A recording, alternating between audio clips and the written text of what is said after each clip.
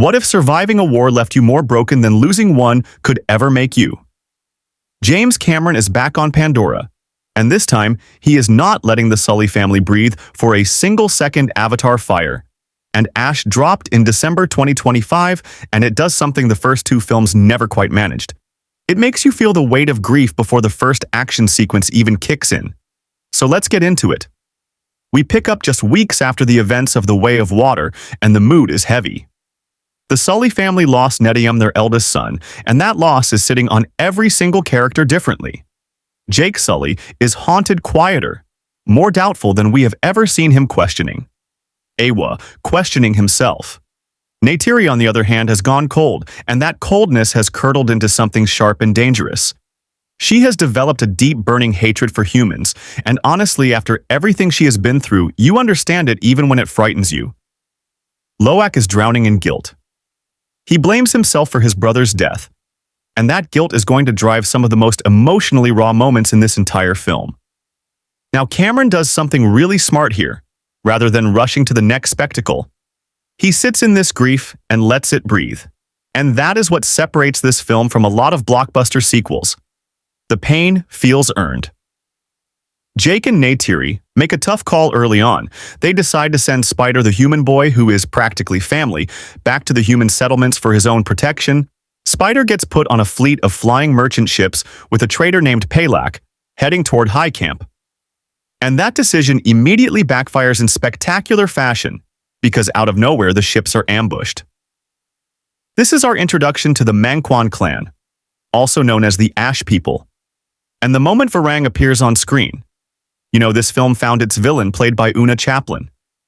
Varang is terrifying, not because she is cartoonishly evil, but because her logic is airtight. She watched her people, her entire way of life, get destroyed when she was a child. She learned to weaponize fire, and she built something fierce and loyal and ruthless from the wreckage. Her clan has rejected Eywa, the mother goddess, the spiritual foundation of almost every Na'vi tribe on Pandora. And that alone tells you everything about how far gone and how dangerous they are. The ships get torched, the survivors get killed, and the Sully family gets scattered in the chaos. Now we have a survival story on top of a grief story, on top of a war story, and Cameron is juggling all three. Meanwhile, back at Bridgehead City, the RDA is not sitting idle. General Ardmore has doubled down on the exploitation of Pandora, and the prize. This time is an anti-aging compound extracted from the brains of the Tolkien, the massive whale-like creatures that Loak bonded with in the last film. This is a brutal detail, and it is meant to be.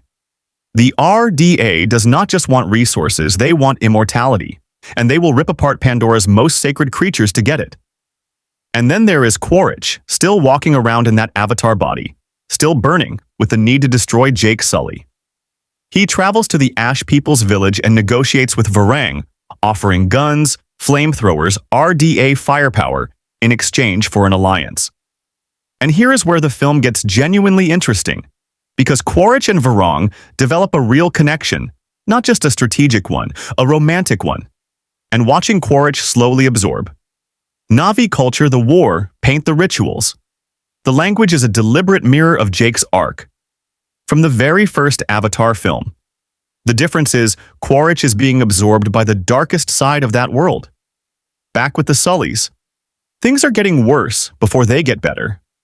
Loak finds his mother's bow in the wreckage of an RDA vessel, and it becomes a symbol of everything he is carrying. He tries to reconnect with Payakan, his Tolkien companion, only for the Tolkien Council to exile Payakan for breaking their sacred law of pacifism. Jake, furious and afraid, yells at Loak, blaming Payakan's defiance for Nedium's death, and it lands like a punch to the chest because you see exactly how wrong Jake is, even as you understand why he said it. Loak spirals, and in the film's most gut-wrenching sequence, he attempts to take his own life. He is pulled back by Kiri and Soraya.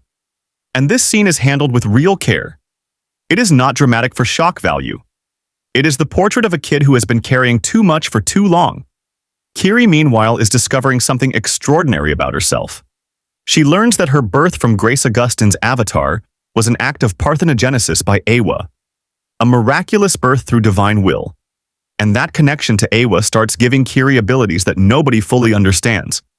Yet she is quietly becoming the most important character in this entire saga. The second act is a pressure cooker of ambushes, captures, and escapes. Varang and Quaritch join forces for real. And they manage to capture Neytiri. And young Tuk Jake's family is fractured. The Mangkwan clan is in danger, and even Tonawari and Ronald are being pulled into the crossfire. Ronald, pregnant and fierce, tries to fight and pays a devastating price.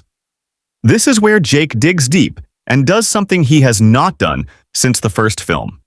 He reclaims his title of Toruk Makto, riding the great Leonopteryx, the most powerful creature in Pandoran skies, to unite the Na'vi clans for war. It is a genuinely rousing moment, and it hits harder because we have watched Jake doubt himself for the entire movie. The man who once called himself just a dumb grunt from Brooklyn is now the bridge between every people on Pandora. The clans unite the Tulkun, who have lived by a code of absolute pacifism, are finally pushed to their limit, and they enter the battle. Scoresby, the RDA's ruthless. Tulkun Hunter gets exactly the ending he deserves at the hands of one of them. And it is satisfying in a primal way. General Ardmore goes down in an explosion and the RDA begins to crumble. But then Quaritch and Varang arrive with reinforcements and everything hangs in the balance. Varang captures Tuk, using the little girl as leverage, and the Sully family converges to get her back. Kiri, in a moment that Cameron clearly relished writing, delivers a scare to Varang that is a direct callback to Sigourney Weaver's work in Aliens, and the crowd goes absolutely wild for it. Varang runs, Jake and Quaritch end up locked in a fistfight inside a massive anti-gravity well. And it is everything you want from these two characters who have been circling each other for 3 films. Then Spider slips and nearly falls to his death, and here is the twist: both men stop fighting to save him. That moment is the soul of the entire third act, because it proves that somewhere buried under years of war and hatred and pride, there is still something human in Quaritch. Jake reaches out his hand. He offers Quaritch a chance to end it, to choose differently. And for one breathless second, you think Quaritch might actually take it. Then Neytiri and the family arrive, and something in Quaritch snaps. Whether it is pride or fear or shame, he hurls himself backward and falls into the fire below. We last see him disappearing into the smoke, not screaming in terror, but almost defiantly. And Cameron is too smart to show us a body. Smart Money says Miles Quaritch is not done. Kiri calls out to Eywa, and the ocean itself answers creatures from the deep rising to push the RDA off Pandora once and for all. It echoes the ending of the first film, and it is meant to the theme of Eywa fighting back through her world, is the beating heart of this entire franchise. Then comes the heartbreak. Ronald, who has been fighting while pregnant, dies shortly after delivering her baby girl. She entrusts the child to Neytiri, and it is quiet and devastating, and Kate Winslet handles every second of it beautifully. The film ends on something rare for a blockbuster of this size. It ends with stillness. Spider, guided by Kiri, enters the spirit realm through the Tree of Souls and finds the people he has lost. Grace Augustine, Netayam, and Ronald, gathered in light and peace.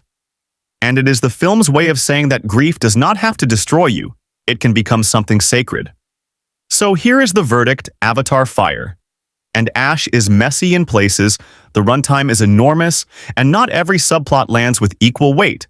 But it is also the most emotionally ambitious entry in this franchise. Cameron is genuinely trying to make you feel something beyond spectacle. And more often than not, he succeeds.